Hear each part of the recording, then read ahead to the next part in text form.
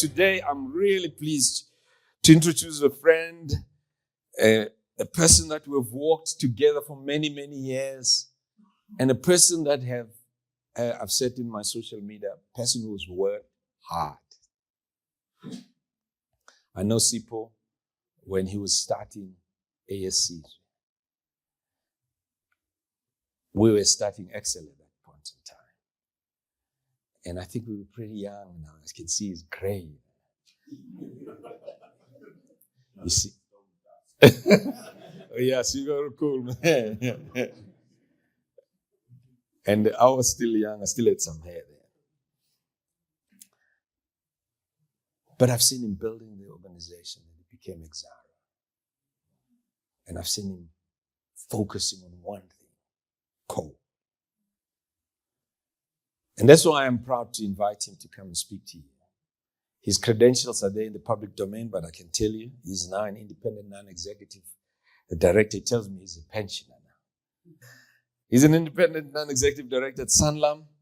He's been a CEO of Exaro Coal, just retired on the 31st of March this year, some few days ago. And he was the president in the Chamber of Mines of South Africa, CEO and a founder of ASC Coal. And at that time, he was also at the beginning as the MD of Alstom, South Africa. Sipho ufundile-ke bafowethu. And nema degree akhe genuine. Yeah. He's got a BCom from KwaZulu Natal. And then he also did an MBA at Boston University. Nkosi, sondela mntaka baba.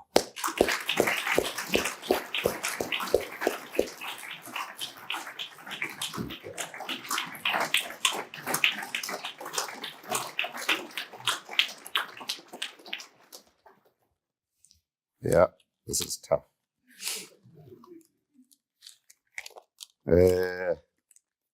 Good evening, ladies and gentlemen. You know, I had prepared a presentation, and I was told this afternoon, or just now, that it's irrelevant. I should just forget about it and come here and talk. So you'll forgive me because I am, as a result, don't have a structured conversation or a speech with you. I just want to say thank you very much to Program Director and to the boss for inviting me. Quite frankly, I got lost, I don't know how many times trying to go past this place, and it says 155 Kruger Road, and I ended up there, and it said, arrived, and there was nothing. And I mean, it's so dangerous, all of us being leaders, being business people, that at some point you give people guidance and direction, and they think they are going somewhere, and they say, arrived, and there's nothing. But you see, the key thing is, it may not be such a bad idea if you did that, because a person may just arrive at a place where there's nothing. But if that person is prepared to do something about a desolate kind of situation, a difficult kind of situation, then that person makes an impact on that environment and on an area that people, when they look at it, they think that it's nothing. It can't assist anyone at all. So that's what I think leadership is all about at some point. Is for you to look at a situation that is hopeless in other people's eyes. And sometimes you do something about it.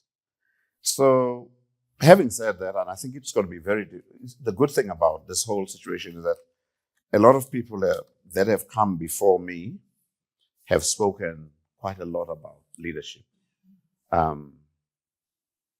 I still don't consider myself a leader. Let me put it this way. I am not a leader, but I am where I am because people thought that I could do certain things. But I don't go out and say, anoint me and make me a leader. No, I haven't done that.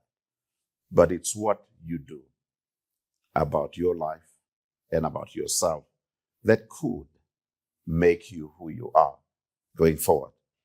And there's an interesting book, and I'm sure a lot of you have read it so many times, by Amy Chua. It's called the triple package. Triple package. Yeah, triple package. That book is very interesting because it talks about three things in life. It talks about what makes people, what distinguishes people from other people. And you find that one of the things that they raise is there are people who walk around here with that superiority complex. And whenever they get to a particular situation, they say, I have arrived. Hey, I can do things and I can dominate people. You know, you've got people like that who are very, very strong, very powerful. When they get to a place, they need to take charge. They want to lead. And they get upset if they don't take that position. And they have this superiority complex. It's like certain countries are like that. When they want to take leadership, they just take it, you know. And there are organizations like that. When they get to a particular point, they just take leadership. And of course, there are companies like that. And I was hoping that Exara would be like that, but I failed. That it would have that, we're just arrogant about life. And you come in and you say, I do that. Is that a bad trait or a good trait?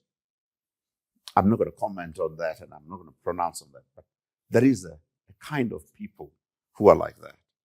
But there's another one who suffer from insecurity. Suffer from insecurity because maybe of some pain that has happened to them. That over time they sit there and they think, oh, who am I? I can't do anything. It's like people who, like us, we've been dominated for so long, for many, many years. You could go to, start with the colonialists. You start with the guys who made you a slave, and you were part of that. But for the slave traders to succeed, they used you. They came to you and say, hey, man, chief, I need some X number of men or women from your community. Can I get them? I'll give you a mirror. And you say, just round up that community and give it to these people. And you do that as a people. And so if you look at people, the pain that they have gone through, they have lost hope.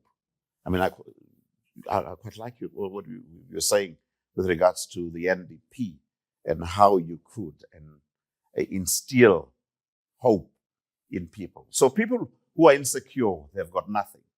But I mean, if you look at, I don't know whether you guys watched the cricket team, the West Indies team in the T20. They were vilified, belittled, called all sorts of things by their own in Jamaica. And they were given no hope.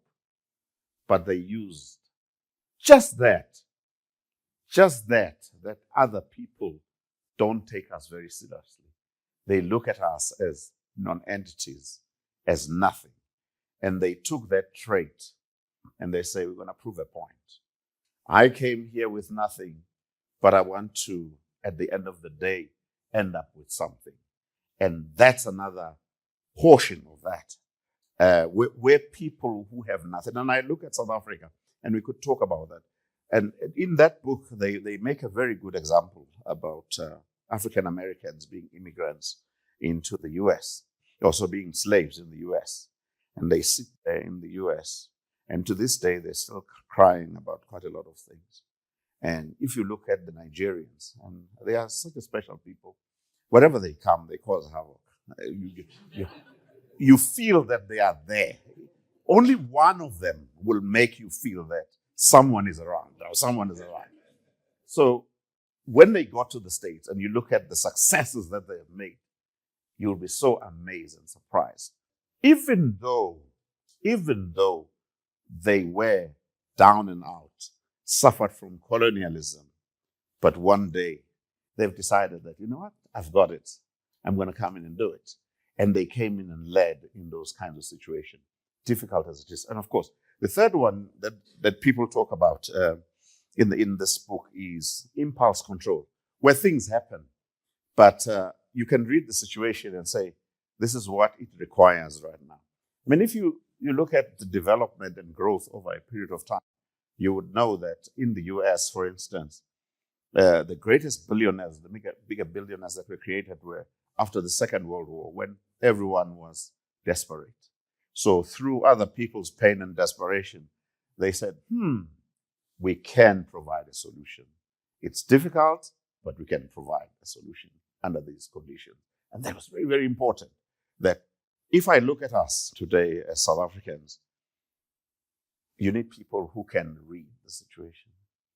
And we talk of leadership, we talk of politics, and we can talk about that a little later. But if you, when you just follow people and you behave like a herd, when everyone says Zuma must fall, and everyone's going to say Zuma must fall, but what happens after that? If you don't think about those things, and you say by removing the president, for instance, you would have resolved the problem. You're not going to resolve the problem. But leaders will say, okay, if we move this one out, how do we deal with the situation? The issues that you've raised, poverty, all those issues that affect society. So it's people who look at gaps. So a lot of billionaires were emerged in the US around the after the Second World War. Trains, rail, and all sorts of people. The Rockefellers made big bucks. And then another wave of these IT people came in the even in the 50s. They started making huge sums of money. And even now, people are making quite a lot. And I just think that today, it is our time as South Africans, because we're facing a very challenging time. And if you have arrived at a place and it says arrived and there's nothing, it is your chance to do something about it. It's very, very important. But don't just follow other people. Don't just follow other people, because that's a very dangerous thing, because you don't know where you're going to end or land up if you keep on following people. So I was told by Morris to talk about my own situation. And this is what this is my story that I'm going to tell you, which is really not something to write home about. It's not important, but I implore you just to listen to it for what it's worth, because I'm here anyway.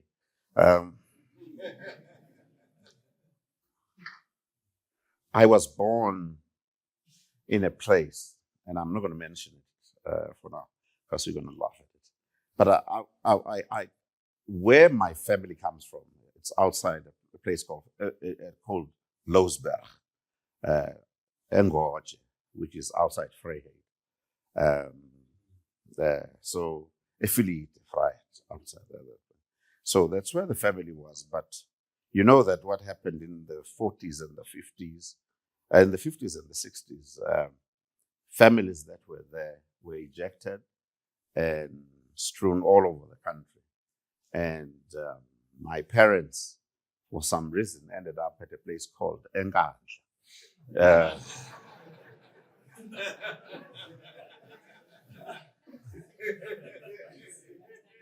And that's where I was born, actually. So there were things that happened in my life, and I'll mention two things. You will recall in the 60s and in the early 60s and the 50s that as a black person, there was just a few things you could do in life. Beyond that, it was not necessary to do other things. So going to school was really not important. So my parents thought that I should go to school. So we went to school, and there's this friend of mine. because I started befriending other racial groups. And he's here with me, and he comes back after assimilating certain things, and he said, "So why are you going to school? Why are you learning something?" And I said, "No, because it's important. I want to do this in life." He says, "You know what? I don't have to do anything. My color of my skin is good enough. I'll be your boss forever." Do you understand that? And I understood that, from then onwards, that was my place. He will always be my boss. And I saw it happening, so they would be my boss. Second thing that I want to mention to you is, so as I grew up and became a teenager, I met this guy who told me that, "You know what, do you read your Bible?" And I said, "Yeah, I read my Bible." And he says, there's a chapter that talks about Noah in the Bible. And Noah had 3 sons, Shem, Ham, and Japheth. And Shem went to the European side. Japheth went to the eastern side. And Ham went down on the continent. And you know the curse that went to him, isn't it? So you are supposed to serve me. You don't understand that. But you could easily internalize those things and make them a part of you.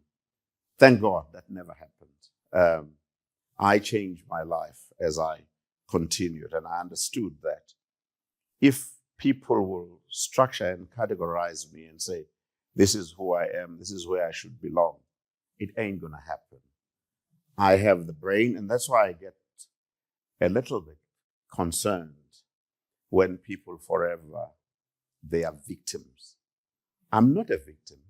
That's why I'm not a historically disadvantaged person. Because brain-wise, I'm not historically disadvantaged. I really am advantaged.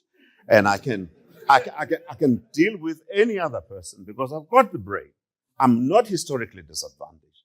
Economically, yes, you can talk about other things, but I've got the brain to take myself out of that situation and put myself where I think I should be.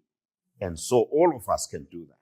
And therefore, I therefore find it very challenging that you sit there all the time, you're thinking, Pretoria must provide. Pretoria must provide. And I've seen them. And when I grew up, I want to repeat the story, and my colleagues at work, former colleagues at work, because they fired me, I tell them all the time that, you know what,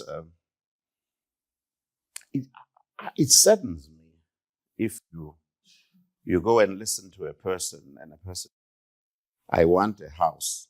Government must build me a house." You know, when I grew up, I was taught by my elders that you don't build a house for another man. A man must build his own house. A man must ensure that he takes care of his own family. And that's it. And this is what maketh you. It makes you a man. It makes a person, a family, to be a family, because they all would have taught the struggle. So this whole notion of saying, government must build me a house all the time, and because there is a need to build you a house. I'm not going to run away from that. So if your house is built and it's sitting there and there's a window broken, and you end up saying, "This government, it's been 6 months, they haven't fixed this window in this house," I am not even sure what it says about us as a people. So you get into this thing of being so insecure as a person. You're insecure and you're down and out, and you're expecting sympathy all your life. And if you are going to be a good leader as a continent, as a people, those things you must get out of them and focus on something. So Morris is quite right. I'm a pensioner right now. I chose to be a pensioner. I chose to be a pensioner because I think it's time to start something, and it's time for you to move on if you're no longer going to add any value. And I just think that people need to know that you're not going to be there forever in any particular situation. And people who sit on forever doing one and the same thing and wanting to pass on the baton will kill those organizations, will kill those institutions. they will never survive. I mean, I therefore felt that there's a friend of mine who used to say it all the time, Sipho, when you start in a job, when you begin your work life, make sure that you work yourself out of the job from day one. Make yourself out of the job, so that you open up space for some other people to come in. Otherwise, you're going to start hogging and hoarding things, and you'll destroy the organization. And that is why we can never build institutions, because you think that the institution is you. You are just a passing phase. You do your time, you do your shift, and you move on. Someone better than you. And I was listening to this clip. Here, someone saying, in fact, what is Mrs. Mtet saying, you must always surround yourself with people who are better than you. And that's very important. And I think that if we are going to succeed as a people, you have to do that. And I think we have done that. When I boasted Exara and I said, you know what, I'm probably in this era, I'm the only one who produces 2 CEOs at the same time. One at Exara, one at ArcelorMittal at the same time from my exco. And that is very, very important to know that, because you don't just hog things, but you just move on. So Morris and I we had this thing. I mean, he worked hard, shame, But I always looked at this man saying, hey, my goodness, he's pushing his oil and gas business. And I said, you know what? It's not me. I have no clue about this whole thing. I have done my time insofar as mining is concerned. And the reason why I got into mining is because I thought, firstly, let me put it this way. Confidence is very important.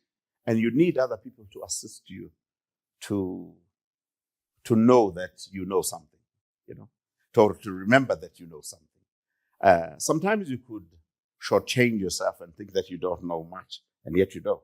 So I was in that situation, having worked for companies like Anglo, companies like Genco, which became BHP Billiton, having worked for ABB, having worked for Alstom.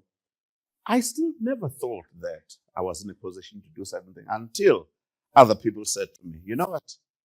Stop wasting time. Start making a difference in the country. Start participating because you can. And I realized that, you know what? I had done my time. I had done my time. 2, I had focused on things that I can be better at. And that is a little bit of mining knowledge. So I said, this one I know. So whatever I do in this field, I know that chances that I'll succeed because I have the knowledge. I've done my time. I have got scars. So to take on something that I have no clue about, I felt at the time that wouldn't work. And I'm not suggesting that that will not work for you. I'm sure it will. But for me, it was important that when I walk amongst people, and I will tell you what, there are many stories I can tell you about what happened when you meet with your colleagues and they look at you and say, what have you got? Let's look at his or her credentials. And they say, you've got nothing. What can you teach us? We know this game. Miners are very notorious for that. They have to know that you've been there, you've done this and this and that and that. Say, oh yeah, we respect you. We respect you very much. So you're fine. Ben Magara of Lonmin was telling me a story. He went down underground, and of course workers were saying to him, "What do you know?" He said, I can drill this thing, this area for you. I said, you're smoking. We're just happy that one of the CEOs has managed to come here because they never come anyway. And he said, okay, I'll sort them out. So one day he donned his overall, he went down there and he took a drill and he started drilling properly in the manner and the way you drill. And they said that as he was drilling the third hole, he said, no, it's enough, go away. But he earned that respect because they understood that he had earned the knowledge. And that is what probably kills empowerment in this country today. It's because we sometimes have no clue of what we're doing. But we do it because the law says we do it, and the money may be good to do it. So we do it.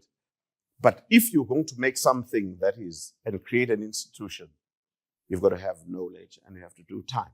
It's very, very important to do that. So in my journey, as Maurice was struggling on the oil and gas side, on the mining side, I think we did that. And based on the principles that I knew something. The second one was, I'm not going to be just an investor like any other person, but I'm going to go and do some work and do time. And there's no money in doing time, by the way. Let me tell you one thing. But you earn the respect of people to you. I honestly believe that my kids, and I've got lots of kids, and today I've got about 17 kids, in case you don't know that. So we guys from Nkandla work very hard.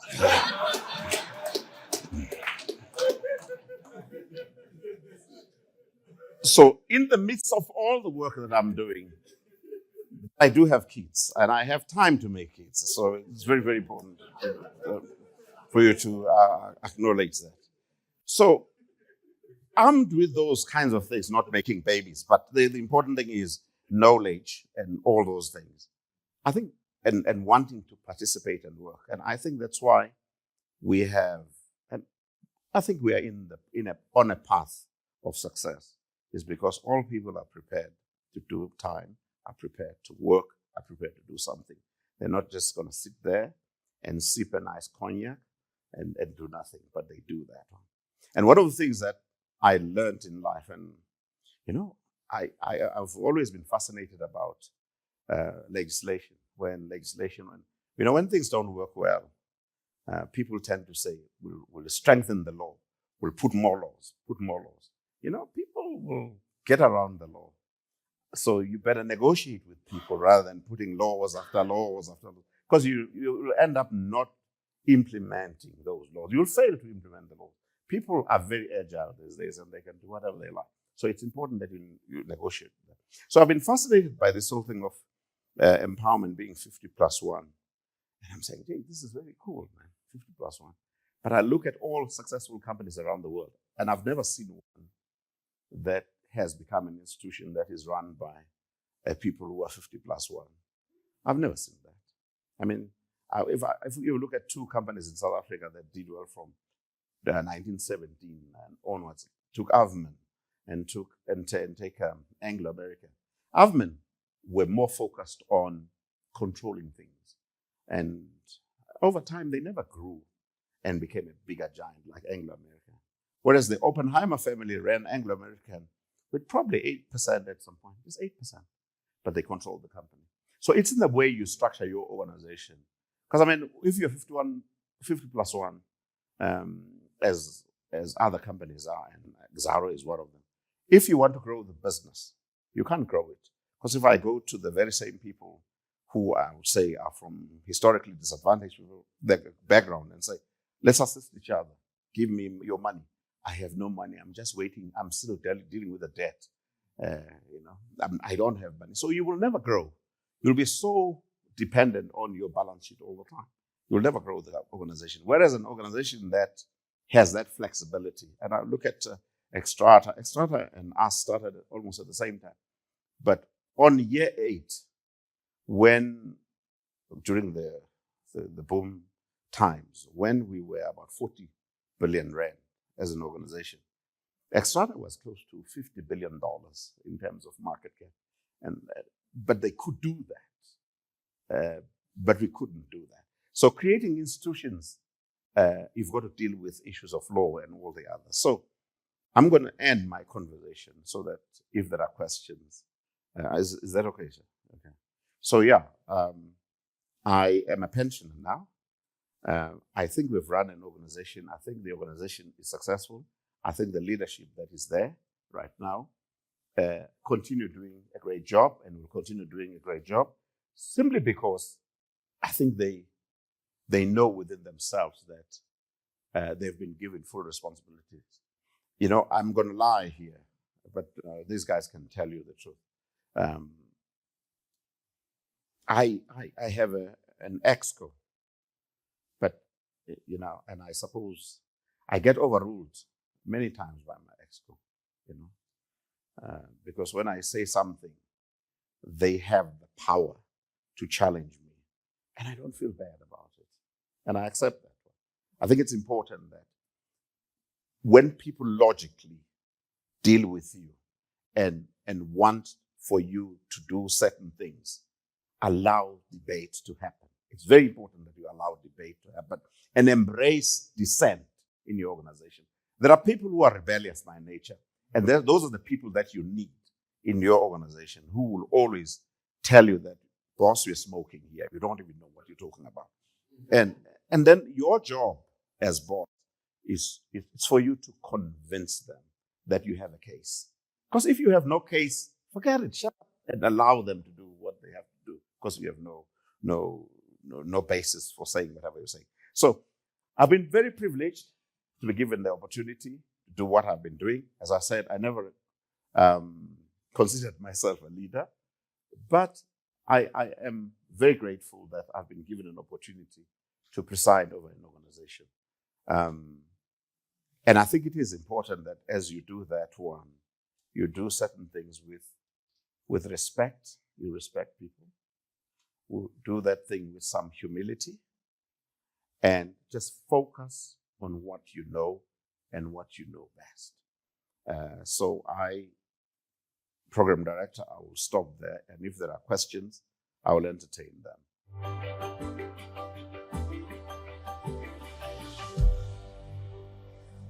Life you've got to face certain things that are there.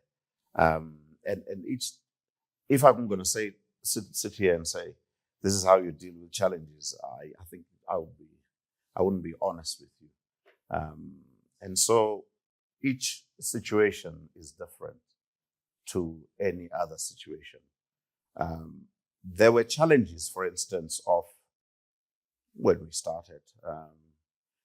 South Africa was a divided society, and I'll give you some examples.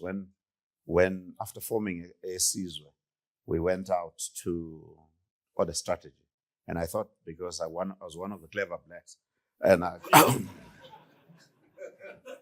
I could therefore handle and run the strategy. And there was quite a lot of tension in the room, and I'm trying to do a strategy. So, this generic story called SWOT analysis, where you look at strengths and weaknesses and all those things. So as I was going through that process and say, what are the weaknesses of this organization that we are forming today? So one guy who was very bullish, and he just said to me, you know what, problem with you, Dark, is, that's what generally he was saying, you know nothing about mining, except you, of course, but you know nothing. My view is that you must just go and sit in Johannesburg. We will run the business for you. You understand that? So I could react in a very negative and angry way when that happened, but I didn't. I honestly didn't. What I did, I said, you say these people, these managers who are coming in, have no knowledge.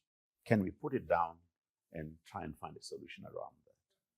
So after a while, when we're coming up to solutions, and I said, there's one issue here that's been raised. Management that are coming in have no clue of what mining is. How could we assist them? They are the first ones who said they must come and spend more time here at the mine and do all this kind of thing. So that person, nothing happened to him. But the good thing is that, of course, he left after a couple of years. I don't know what happened to him. But the truth of the matter is, you could diffuse that situation. It was just a challenge. I could have been angry dealing with that situation, but it was not necessary.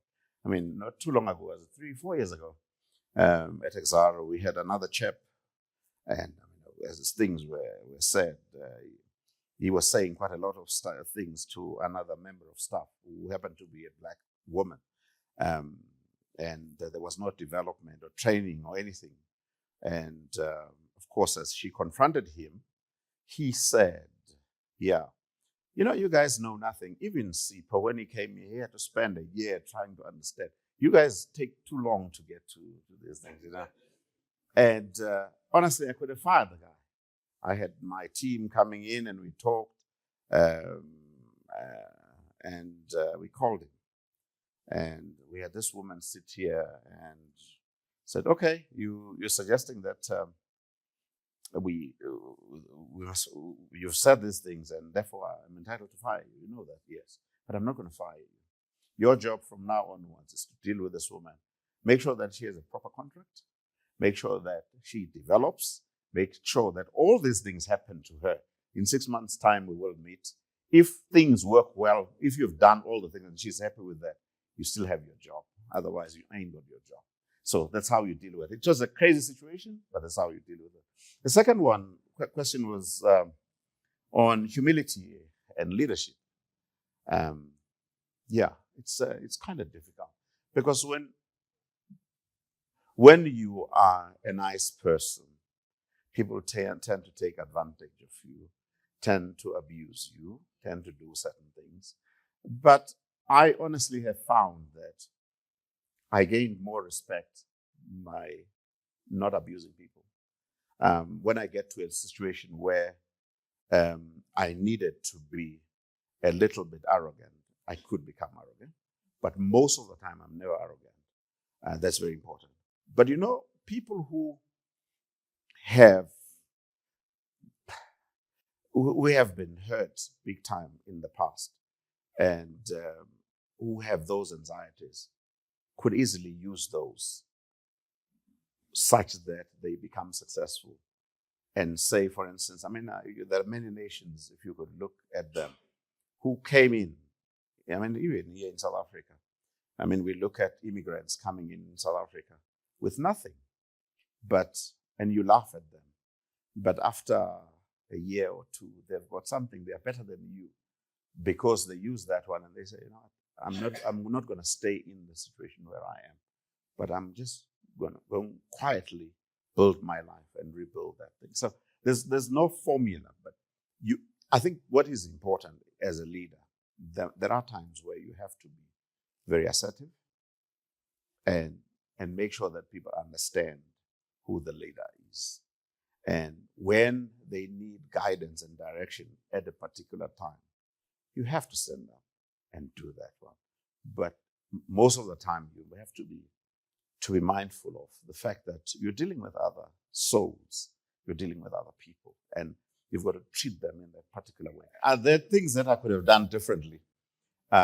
No, because I just think that the environment at the time pushed me to do whatever I had to do, and I had to deal with that situation. But I just think that going forward, they used to say probably 20 years ago that the world's knowledge doubles every 100 years. And today they say the world's knowledge doubles every 6 months. Every 1 year, things change. So whatever today you have and you think it's a competitive advantage could be gone tomorrow. And that's why I always, feel very sad when we start fighting about mines that are old, that were built in 1950, 1960, and I say we want to be empowered in those mines that are old, because you're going to get involved in those mines and they're going to give them to you. And once you've got those mines, over a period of time, it's going to be so costly to continue building those mines, to extracting ore in those mines. And you're going to be sitting with this huge closure liability, environmental liability, without benefiting anything out of that. But we still fight. We want all these mines. We fight everyone instead of saying, okay, Anglo-American, this is what you used to do. I want my people to participate in something that is new. Can you start something? I'm going to give you these concessions and you will allow my people to come in. And this is how you're going to do it. I don't want to get involved in this whole thing. Because in the end, all these open operations are given to us and it's going to be our problem going forward. And it's still a fight for them. So, and the second thing is, technology is big these days. And unless we get our kids, because I'm not talking about us now, I'm talking about our kids. If we could get our kids to go and learn things that are now more relevant. Some years back we got, and this is Johan Mayer sitting there. We undertook a project. I wanted to look at mine of the future, and we got these engineers in training to look at that. It was quite amazing what they were seeing that could be built. I've never seen drones moving all over I've never seen a mine looking like Disneyland and all those kinds of things. And that's where the world is going. So I'm not going to do things differently, but I'm saying going forward, we need to do things differently. If we want to be the leaders as a country, we need to lead. South Africa used to be a leader in mining, for instance. We lost the yellow jersey, as Brian Gilbertson will say. We lost it. But we can lead in other areas as well, areas of technology. And it's not going to affect jobs that much, but it will happen. So I think that's the first one. Second one, what are my plans for the future? The sad thing is that if you're an operator and working, and there's my former company secretary here, and they made sure that I earned no money. I probably was one of the lowest paid CEOs in the country. Quite frankly, and it's true, we can have a look at the records. My former boss used to say, Sipho, I don't understand why people, if I have a bed to sleep on, there's only one. I'm a pensioner, my kids are gone, and everyone is gone, but I have a bed, and I have a car, and my wife has a car, and I have a good pension, and I can travel. What more do I need in life, really? Why must I get all those billions and billions and millions and millions? Because they mean nothing. You're going to leave this stuff behind. You're not going to take it with you, isn't it? You're not going to take it. You remind me of another lady, the wife of a gentleman who said, when I die, give me all my money. Put it with me. I must go and die. Put it in the coffin with me. Put it there. I want it. So he insisted on this one happening. So she said, that's fine. So he died, as men die first, all the time. So the man died, and of course, she made sure that she did an inventory of everything, and she understood that he was worth a couple of millions. So she wrote a check for a couple of million and deposited it in the coffin and said, "There's your money." And so what is that? You look at that. I think there's a big role to be played in South Africa, honestly, and I would love to continue playing a key role for as long as my health is still good. Forget about the stone dust here, but I honestly think that there's more work to be done in this country. We need to do more and come up with stuff that no one is doing. This is the most important thing. Don't dream of things that other people are doing. Try and find an angle that is different to any other one and touch other people's lives. That's the key thing. And I'm at my age to dream of that is quite difficult, but I'm going through that process right now. So this is what I'm hoping to do going forward. State capture. One thing that is good about South Africa is that one person coins a phrase, and everyone clashes into that, and it becomes a song. If you open TV, state capture, there's these Guptas and state capture. No, state capture started with Oppenheimer's. No, I honestly don't know what state capture is, what it means. So I'm still going to battle. I'm going to find a definition. Once I've found a definition of what state capture is, I will deal with that one. But if it means that you've captured an individual, but you can't capture all of us, quite frankly. And let's say, for instance, use the example, if you've captured the president, you haven't captured the state in reality, because the state has the authority and the power to get rid of the president. You can capture him for a period of time, but at some point he will go. And that's a given. And I don't know what it is that you're capturing. But as business, you can influence.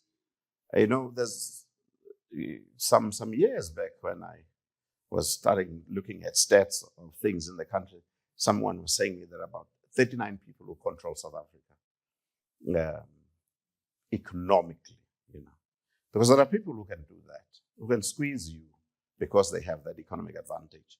Is that state capture? Maybe that's the one. But I just think that now with competition as it is happening and technology as it is moving, I'm not sure how you could manage to capture things. I look at Eskom today and I say, wow, Eskom is such a huge entity. But Eskom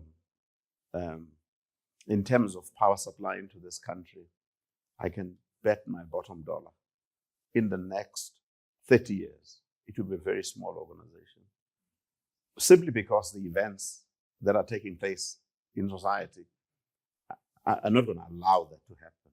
I mean, right now, if you go to any household, people are putting solar and they are becoming more self-sufficient. And there's no legislation that governs that. And if you look at the consumption that the country has got, it hasn't moved from 1990 to now.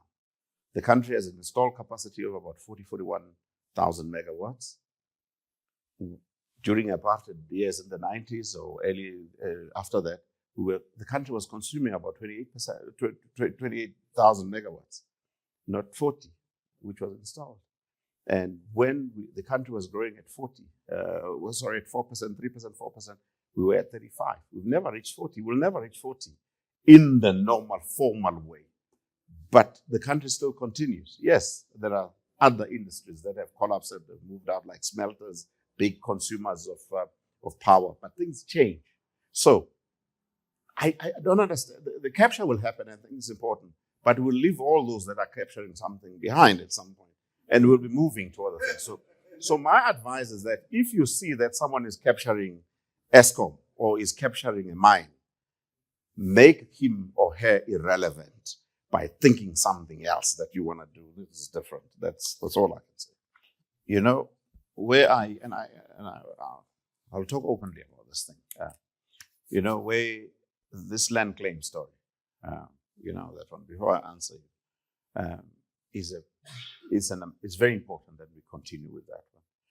But as the state spends lots of money in acquiring land, giving it to communities.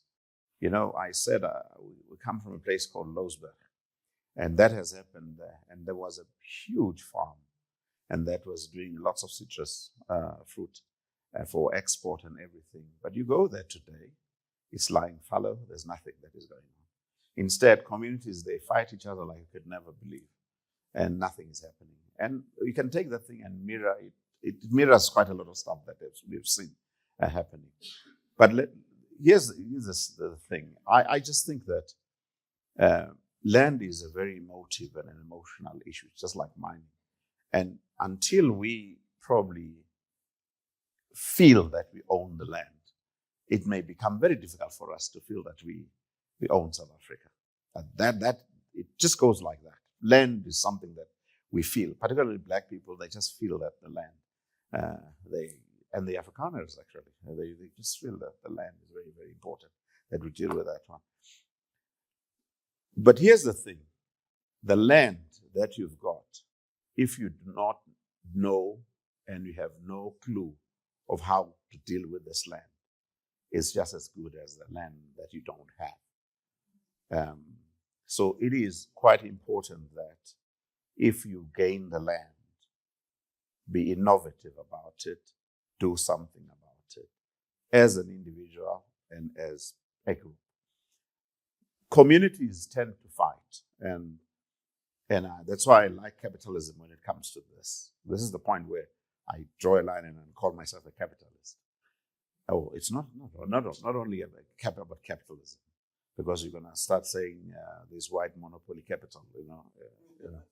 No, but the important thing is that if I own a piece of land, it's owned by me, I'm better placed to do something about it. If that land is owned by a community, chances are that it doesn't work. And I've seen that one. And I'm not suggesting that it doesn't work in all areas, but there are areas where it is working, but in the majority, it doesn't work. And I think we need to find a formula to make that work. Why must we find a formula? Because one person that fails, one community that fails, the whole program of distributing land is laughed at. And you don't want that to happen. And if that were to happen, Black people are laughed at, and you become a laughing stock. So you've got to look at life and say, how can I ensure, and we ensure that we take a lead as a people in that particular piece of land? So I honestly, I'm just saying that we need to allow ourselves time to think carefully about how we utilize land and how we distribute land. But it is fundamental that we get this land, but we must know what to do with this land. The second question probably will talk about technology. And I truly agree. And it's one of the most painful processes that in the mining industry we deal with, where you're talking, where because of so much unemployment in the country, and you're talking of mechanization. But here's the deal that I want to put to you. Let me use coal and not other commodities. When I started in the coal business, which was in the 80s, early 80s. Some of you were probably not here. South Africa was probably the third largest coal exporter in the world.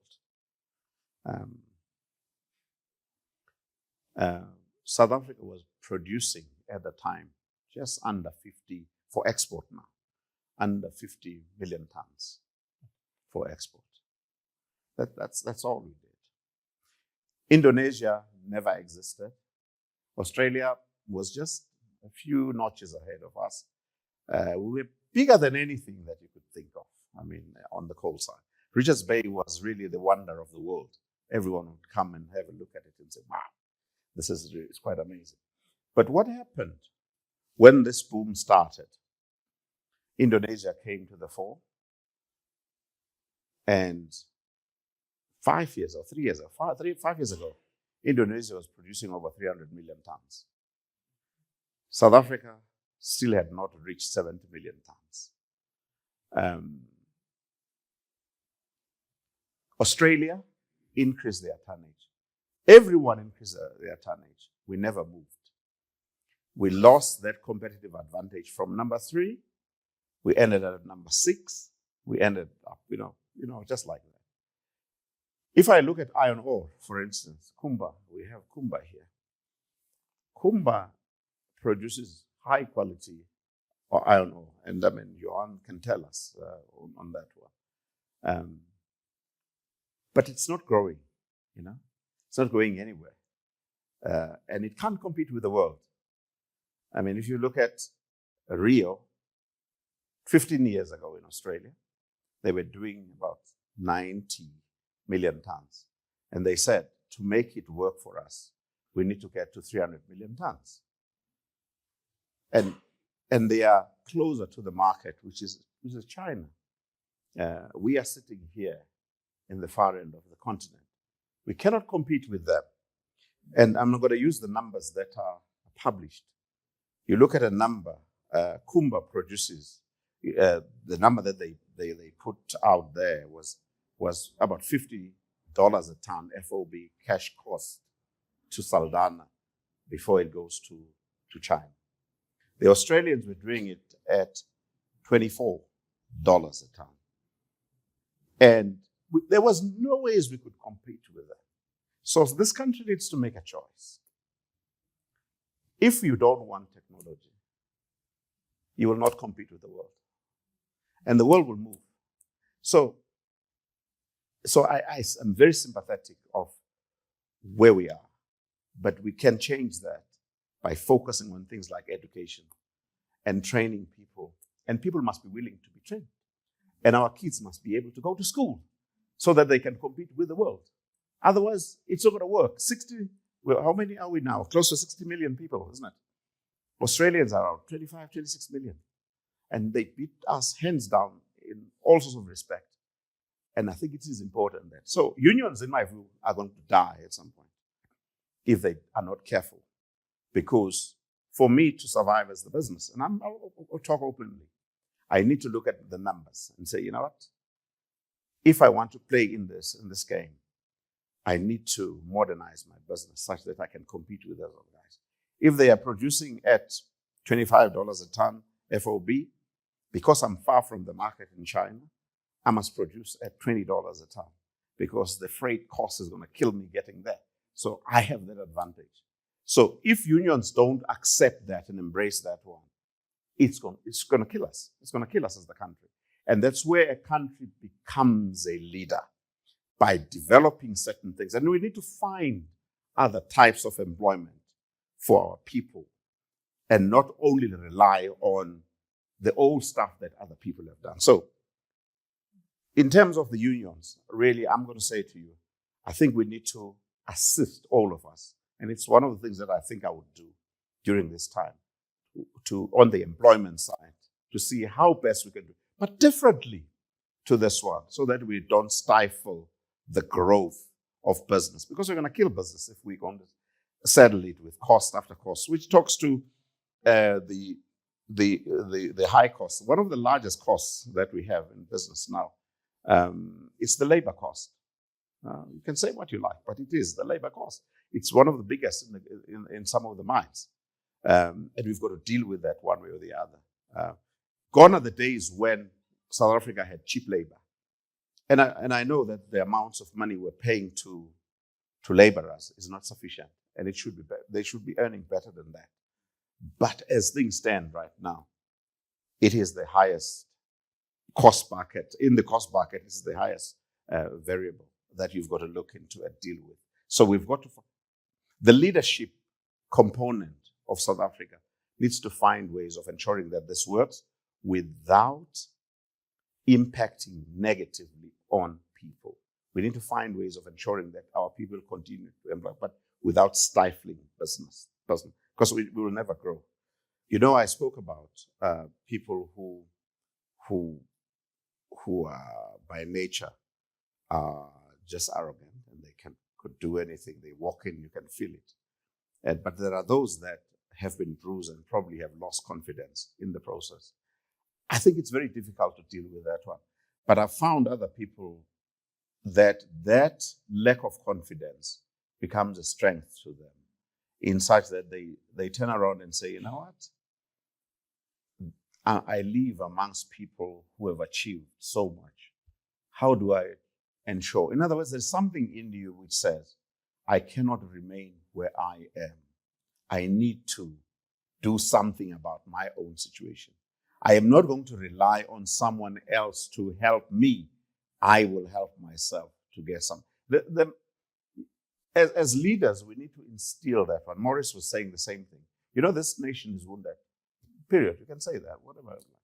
But it is our job, wherever you are deployed, to play that role of encouraging each and every one of us, such that we regain our confidence, such that we know that we can be better than any nation, such that we know that as a people, we can be innovative, create stuff, and the world will come to South Africa and say, how are they doing it? Let's go and learn from South Africa. Until we get to that level, we will always be a footnote everywhere and all the time. And it pains me that our people, our nation, and our nations are always a footnote, in spite of all the things that we have. So to gain confidence, I don't think it's going to come from any other person. But I think Morris, what he's doing is helping all of us. And may this continue to other sections and sectors of the economy, where you talk to people, instill confidence in them. I mean, that's the only thing you have. But the other one is that there must be something that you have. And that is why it is important to do time. Because once you do time and you've gained experience, you can stand amongst people and say whatever you have to say, because that is critical. You know, this country, for everyone to feel that it belongs to us, we need industrialists. There's just no two ways about it. I mean, and we've got to start working very hard. And I'm so pleased that everyone sitting in this room will become an industrialist or is an industrialist. I'm very, very grateful. But you're not going to be anointed as an industrialist. You can never be anointed as an industrialist. You've got to have certain things in you, the passion to do that. You must be passionate about what you're doing. You must have some knowledge of what you want to do. And you must have some other people supporting you in doing that work. But you can't rely on But you can rely on other people, to be fair. You can rely on people like the IDC to support you. It's very important financially. But one of the weaknesses of a black nation, particularly in South Africa, is that they never talk amongst themselves. And I mean, I've been in this business for, in the mining sector and others, over 30 years. We battle to meet and talk because we're all busy.